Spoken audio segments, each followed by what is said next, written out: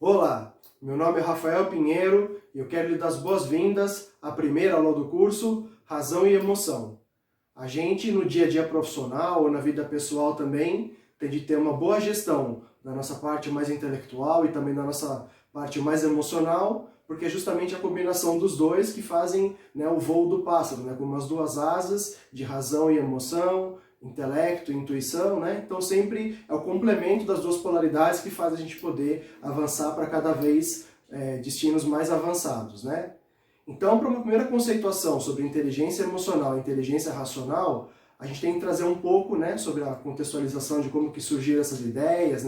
alguns pesquisadores do assunto, e a gente começaria então de uma maneira bem simplificada, trazendo a inteligência racional como sendo algo estudado na primeira metade do século XX, e um dos precursores desse movimento todo, de estudar a parte mais intelectual do ser humano, veio com um pesquisador chamado Alfred Binet, que criou o teste de QI para poder avaliar as crianças do estudo público na França, exatamente em Paris, e não classificá-las como inteligentes ou não, mas sim como ajudá-las no seu desenvolvimento estudantil, E aí então constituiu-se cada vez mais os testes de QI, ou então para poder avaliar as pessoas,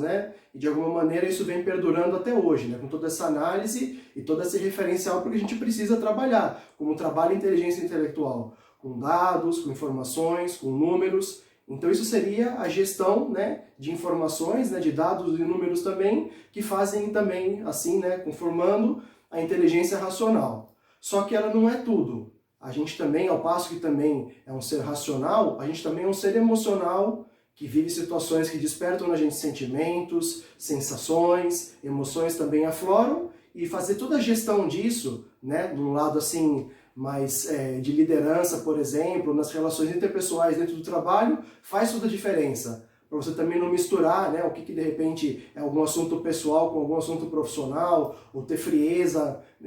nervos tranquilos para poder lidar com desafios também no mundo do trabalho. Então, se por um lado a inteligência racional trabalha mais com análise e também com interpretação de números, dados e informações, a inteligência emocional justamente possibilita a gente poder trabalhar com esses componentes subjetivos, que também são parte da vida, que também fazem parte da realidade como um todo e são, portanto, essa combinação necessária, Essa combinação é necessária tanto na nossa vida profissional como também na nossa vida pessoal, Em todos os lados da vida surgem também a necessidade de trabalhar com a mente e também com a gestão das sensações, dos sentimentos, do lado mais subjetivo das emoções propriamente ditas. Só que também, ou seja, se no século XX, na primeira metade, foi estudado ou deu-se mais forma para a inteligência racional, e na segunda metade, com Daniel Goleman estudando, e outros pesquisadores que surgem também na contemporaneidade, como o próprio Augusto Cury, vem estudando a questão da gestão da emoção, a gente tem na contemporaneidade também a ideia da inteligência espiritual. E o que é isso? Não tem nada a ver, nenhum vínculo com caráter religioso, de crenças, de afirmações positivas, ou entendimento sobre vida após a morte, etc. Mas sim como alguém que é capaz de fazer escolhas, dado aquilo que traz para a gente, a nossa inteligência racional e a nossa inteligência emocional. Então, se basicamente uma inteligência racional trabalha com números, dados e informações dentro de um sistema fechado, que contém esses elementos, e também a inteligência emocional trabalha num sistema fechado, com sentimentos, sensações e emoções, a inteligência espiritual, que é, teoricamente, aquela que analisa a consciência por trás de todos esses fenômenos, ela é aquela que é capaz de escolher se ela quer participar no contexto onde estão contidos esses dados todos, essas informações, esses números, ou pensar também fora da caixa, se não tem nada que possa ser trazido de outro ambiente para esse no qual está sendo trabalhado, ou então verificar a origem de todos os fenômenos, Então isso seria uma inteligência também classificada, como uma simples terminologia, como inteligência espiritual, e também no lado emocional, se a gente participa, em contextos familiares, ou mesmo de grupos de amizade, clubes de frequência e etc., se isso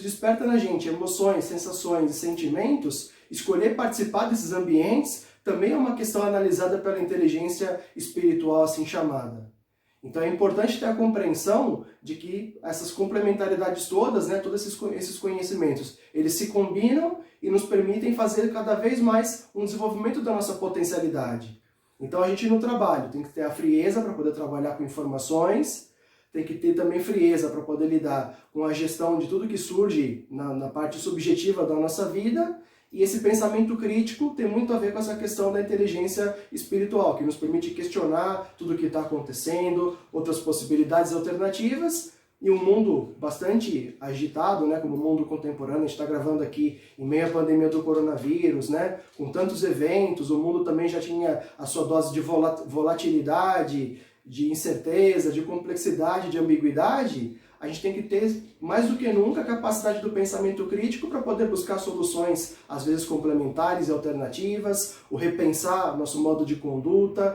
analisar tudo que está sendo feito de uma forma bastante abrangente, de consciência plena, de atenção plena, que é a própria proposta, né? A própria proposta do Mindfulness, a gente colocar a atenção no momento presente, verificar tudo isso, e ao longo aqui desse curso, da sequência dessas 3 videoaulas, a gente vai tratar sobre como que tudo isso se conjuga de modo a trazer para a gente situações cada vez mais favoráveis, de mais desenvolvimento, de aproveitamento das situações, porque como a gente vem sempre conversando aqui ao longo do trabalho, é justamente a colocação de atenção no momento presente que nos permite ser assertivos e coerentes e assim ter um futuro ajustado para a gente, na medida em que as nossas escolhas tomadas no aqui e agora contêm as sementes do que vai germinar no futuro. Assim como uma semente de maçã gera uma macieira, ou qualquer outra espécie, né, na sua semente também vai gerar a sua espécie correspondente, cada palavra, cada escolha, cada alternativa considerada no momento presente vai ter uma consequência futura proporcional. Então que a gente possa fazer, né, todo esse exercício, todo esse entendimento, toda essa abertura para o diálogo, porque disso depende de alguma maneira até a nossa sobrevivência, ou então a nossa evolução, o aprendizado com todas as situações, e se a gente tem de rumar para um nível cada vez mais elevado de qualidade de vida, de convivência social, de autocuidado e também de relação com o meio ambiente, é justamente se colocando atenção em todos esses componentes que a gente vai conseguir ter uma consciência plena, né, uma atenção plena em tudo que está envolvido e consciente das variáveis, elementos e condições de cada situação, a gente vai tomar naturalmente as melhores decisões possíveis. Então talvez seja importante pausar esse diálogo nesse presente momento, né, a gente então continua na próxima videoaula. Então agradeceria a sua atenção, desejo para você uma sequência da sua vida com bastante consciência, com bastante plenitude, com bastante atenção, porque é justamente na gestão dos componentes intelectuais e emocionais que está o nosso futuro, né? Trabalhando as duas polaridades, masculino e feminino, yin e yang, né? Toda essa complementaridade, e essa complementaridade que faz o uno e nos permite ser íntegros, corretos e coerentes. Então agradeço mais uma vez a sua atenção e nos vemos no nosso próximo encontro. Até!